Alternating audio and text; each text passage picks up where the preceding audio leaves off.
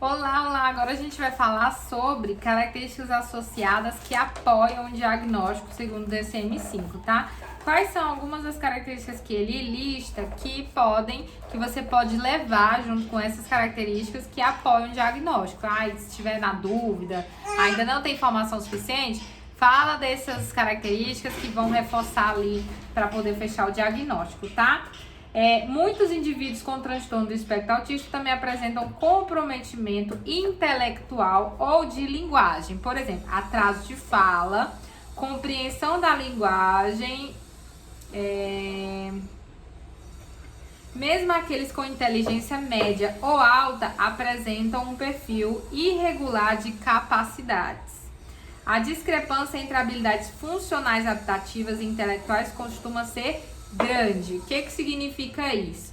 A pessoa ela pode ser extremamente inteligente, desenvolver um software e ter dificuldade para escovar o dente. É disso que ele está falando, tá? É tipo a discrepância entre atividades que exigem extrema inteligência e capacidade e uma atividade que é considerada simples, ele vai ter dificuldade de executar, tá bom? Isso é um ponto que tem que ser levado em consideração. E aí, como a gente falou que o atraso da fala, né? Se a criança já tem atraso da fala, você pode falar isso. Atraso da fala, ele hoje é muito superestimado. Muitas pessoas colocaram na conta da pandemia, ou das telas, ou do... Enfim, mas atraso é atraso. Se a criança devia estar falando X palavras, X frases, ou ter linguagem verbal não verbal, tá atrasado, tá? E se vai se desenvolver é outra questão, mas pontua caso seu filho não esteja de acordo com os parâmetros que é exigido para a idade. Cadê? Que mais?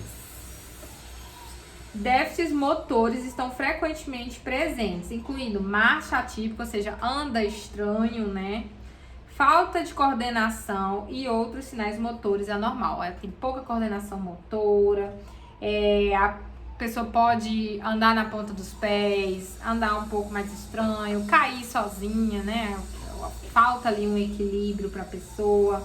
Aí a gente pode ver essa dificuldade motora em outras atividades, na hora de nadar, na hora de andar de bicicleta, na hora de fazer uma atividade ritmada.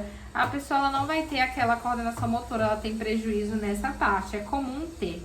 Outro ponto é ter a autolesão, tá? Se seu filho tá fazendo alguma coisa que é considerada autolesão, também pontua pro profissional. O que seria? Bater cabeça, morder, né? A criança se morde, se bate cabeça na parede, bate cabeça no chão.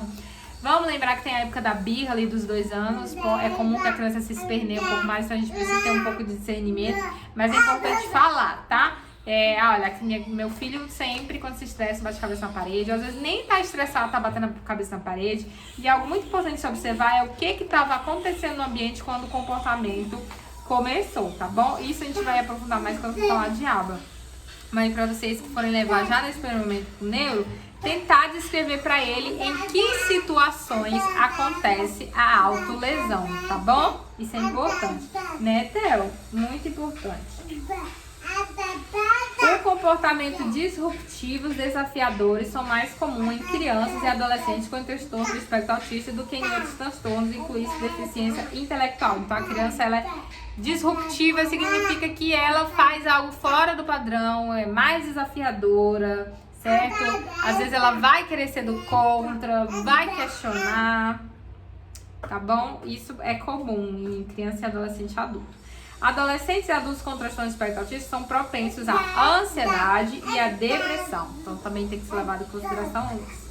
Alguns indivíduos desenvolvem comportamento motor semelhante à catatonia, lentificação e congelamento em meio à ação. Ou seja, vai fazer uma coisa e congela. Tá, não sei o que, e para no meio daquela coisa. Isso é uma forma de atraso motor. Embora isso tipicamente não costume alcançar a magnitude de um episódio catatônico, né? É possível, porém, que indivíduos com transtorno do espectro autista apresentem deterioração acentuada em sintomas motores. E um episódio catatônico completo com sintomas como mutismo, postura atípica, trejeitos faciais e flexibilidade séria possam aparecer, tá?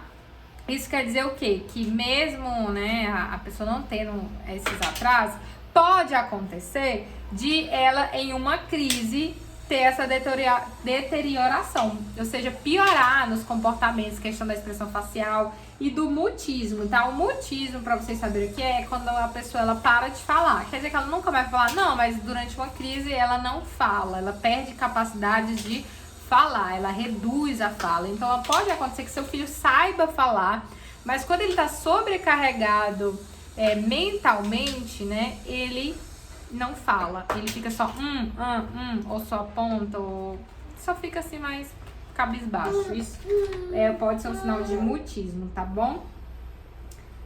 Essas são características que apoiam o diagnóstico, né, que segundo o DSM-5, tá? Tem outras características que a gente pode falar, mas o DSM-5 ele fala dessas nesse momento, tá bom?